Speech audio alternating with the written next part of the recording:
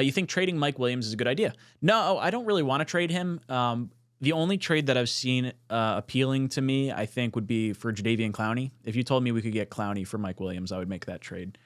Matt, any trade of Mike Williams that you would be okay with? I don't think you're gonna get a ton for him at this point. I'm trying to think, like, who's a team that can maybe use a wide receiver. Probably don't Chargers. want to trade him in conference. Well, yeah, the Chargers could send them right back, right? Probably Baltimore. Mm. I feel like that's a team that can maybe use another wide receiver. I don't want a But draft again, pick though. I want what I is want a player back. I don't think you're gonna get a player from Mike Williams. Mm. What about you, Bean? Think trade Mike Williams or any trade you'd be okay with? Yeah, go get a defensive tackle. Get a mid-round defensive tackle.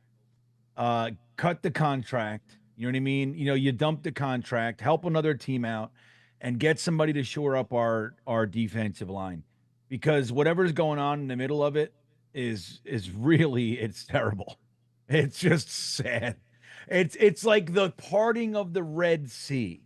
And I don't know what that is. And if you're gonna, the way that they're playing, like it's very, very important that they have the linebackers there. And when you're playing this nickel and everybody's all spread out, like I don't understand, especially when Chuck Clark is hurt and Michael Carter II is hurt, and we're putting on like the third string as starters because we're in the nickel. Like for me, it's all about getting your best players on the team. Like so, especially when the run's gashing you, just keep your base out there. Keep the linebackers, 3 linebackers, C.J. Mosley, Quincy Williams, and Jamien Sherwood, and let them impact the run game. And, look, Sherwood and Sherwood is good in coverage. C.J. Mosley's not the best. But it's like, I don't know, man. Like, is having Isaiah Oliver running around and, all that kind of, Ashton Davis, he missed numerous tackles, got burned for a touchdown. Like, he makes his plays, but he's really more of a liability in my eyes. And I don't know, man. I just think if you can create a scenario that your best players are on the field, you're going to lose something no matter what you do. And we're playing like 80% nickel right now, if I've understood this correctly. So I don't know. I don't see it, man. So Sky C wants to piggyback off that. Thank you so much for the super chat. Says missing JFM, Rankins, Huff, Woods. They were a stout line. Any ideas how to fix or upgrade at this point?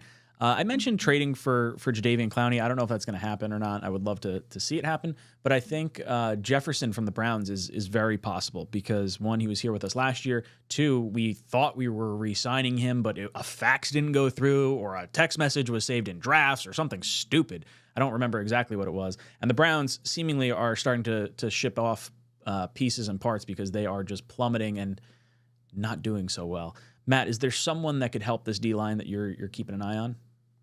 Quentin Jefferson might get waived, and if that's the case, I would sign him in a second, just because I think the Jets need the depth on the interior.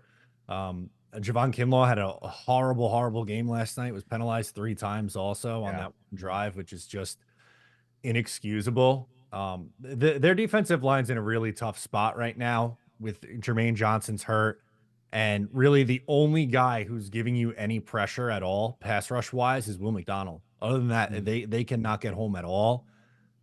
I know this is taboo for some people, but I think they got to figure it out with Hassan Reddick. I think, with the Devontae Adams restructure, he's going to be $4 million on the cap, leaves a little bit open for you to still do something. And I know that they have permission to seek a trade, but if you could somehow figure out a way to get Reddick in here and he could give you some pass rush juice in the second half of the season, they really need it, because like I said, outside of Will McDonald, they got absolutely nothing in the pass rush arsenal. So I'm glad you brought up Reddick. Down was terrible. JJ was the big. Yeah, that one hurt because he can kick inside and outside. I think the Reddick thing's interesting, and I think them allowing him to seek a trade is their way of saying, hey, you better come back and play for the Jets, because he's going to go out and be like, oh, hey, do you want to trade for me? Do you want to trade for me? Oh, by the way, I do still want a contract, because the money that I'm going to be trying to get from or like the money that I'm currently on is not doing it for me. So you got to get me on the field. I don't think I don't think the Jets necessarily want to trade him because they're not going to get an asset back that they really want, and half the league is omitted from the trade-able like locations.